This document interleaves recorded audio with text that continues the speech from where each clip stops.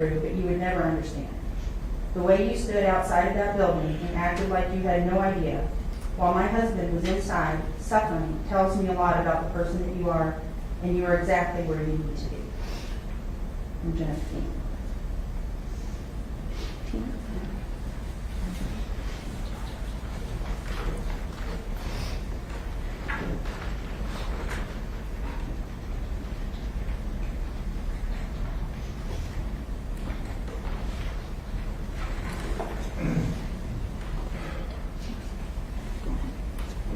I can't tell you how many of these I have written. I really don't think anything being said is going to make a difference to you. This day is all because you felt you could get away with setting a fire for insurance money. I hope it was all worth it to you. What I'm about to say really doesn't cover half of what we have dealt with. But I hope I keep your attention long enough for you to have a picture painted in your mind so when you close your eyes at night, you see what I have to live with every day.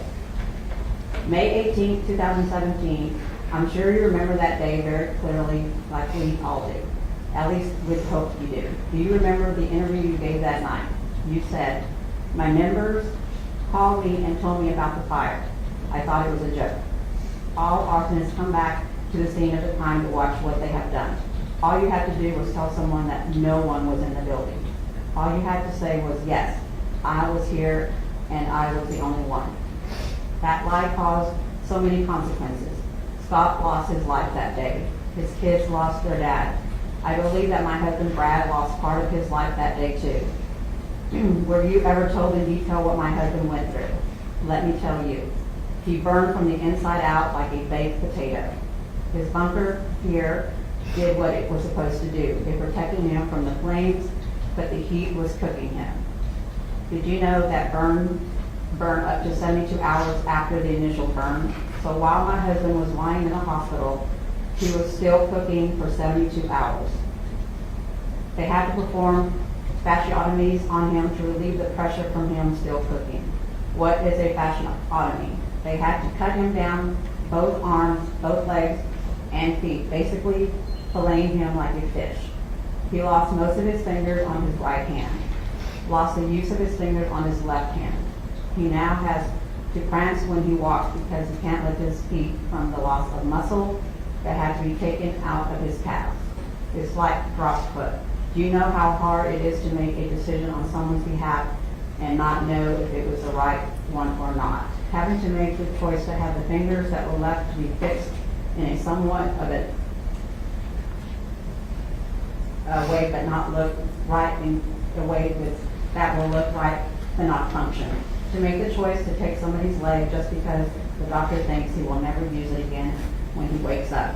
It's a good thing I told the doctor that if it isn't going to kill him at the moment when he wakes up, he can let us know if it works or not. I'm glad I stood up and said no because it may have taken a long while and it may not work how it should, but he has two legs that hold him up. How does all this impact us, me? Well, let's see. For 3 months, I was at the hospital every day from 7 a.m. up until they had to kick me out. Brad's room was at 100 plus degrees every day. Burn patients can't regulate their body temperature. I wanted to be part of everything of his daily routine, from changing bandages to giving him a bath. I will never forget placing him on a metal table, the ones that have in the morgue.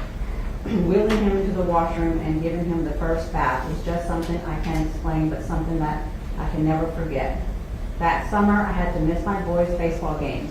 I never missed a game before. My parents and baseball parents had to take care of my kids while I was trying to help their dad. The first few months of Brad being home was like taking care of a newborn. My kids and I had to do things for him that no child or wife should ever have to do for a grown man, and no man would want for their family. I had to wrap his burns every day, finger by finger, hand by hand, arm by arm, and leg by leg. I had to practice in the hospital before they let me take him home because it had to be done in a timely manner. I have to cut my husband's food sometimes. What man wants to ask their wife to cut their food? Having to ask him day in, day out, what can I help you with? We learn every day what he is able to do and not do. We have learned a new normal. I had to quit my job, become his caretaker. I was missing more work than actually being there. Before COVID, he was having 2 to 3 surgeries a year. Each time he has surgery, they have to reburn him so the skin can stretch and give him better range of motion. Most nights I have to hear him moan and groan because he is in so much pain or he is having a nightmare. I cry myself to sleep because I know I can't help him. I see the way people stare at him. I will never be able to close my eyes and not unsee things I see in the hospital. It is forever burned into my brain. I have a constant reminder every day when I see my husband's scars. I have learned to love him more every single day. I hope that every day that you are thankful for all the things you have done. You may be behind bars for the next 30 years, but you still have all your digits to use, your feet to walk on, and your skin that hasn't been burned off. To be able to close your eyes at night and not have pain, or to relieve that nightmare that will relive every day.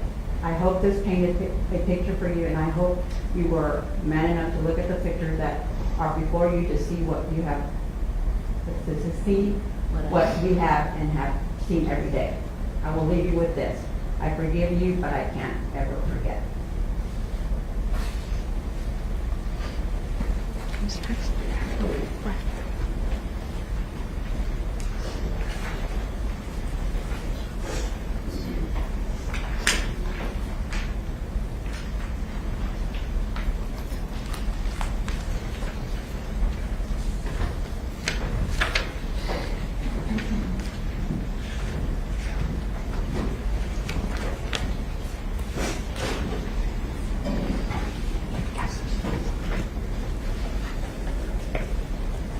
On May 18th, Mr. Johnson, you changed a lot of lives by the actions that you made.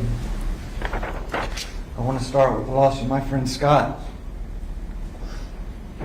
Scott's life was lost on that very night, and I was severely burned while performing duties as firefighters. These are some of the jackets from the aftermath of what had happened. I hope you look at these pictures. Look at them closely. A lot of this stuff was the first time I got to see him. I don't know if you had gotten to see him or not before.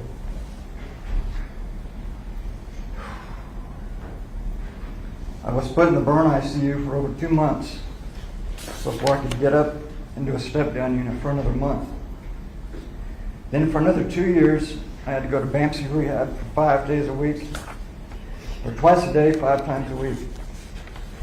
Before my discharge, I had undergone more than 24 surgeries, and I'm still having more to this day.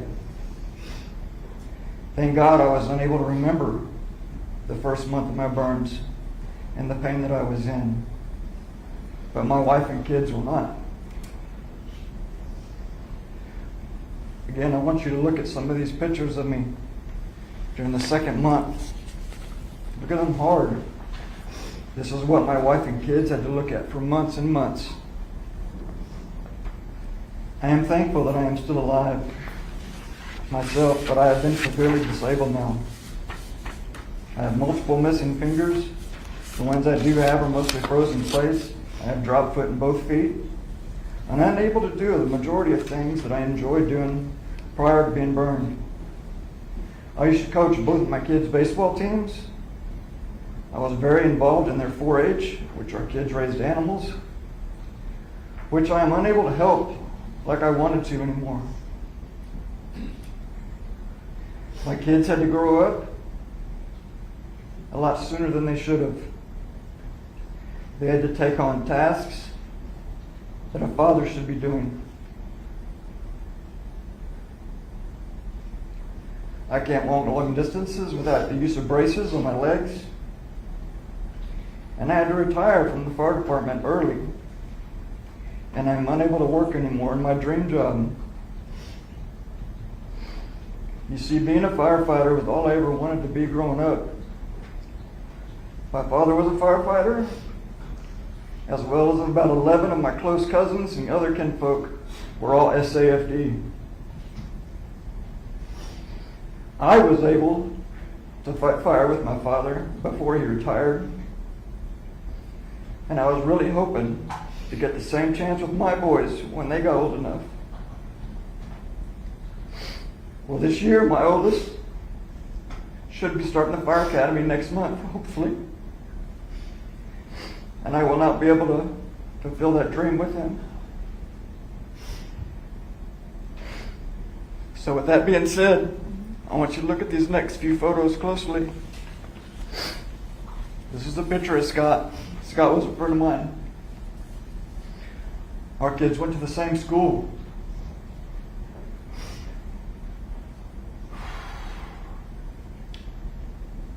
We had a lot of laughs together. But that night changed all that. This next photograph is the outcome of what happened to Scott. Scott is a hero, and he always will be. So with that being said, I want you to apologize to my wife, kids, and family, as well as the Deems, the Vasquez, for what you have put us all through, and apologize to the fire department and the people of San Antonio, and that maybe one day we will accept it.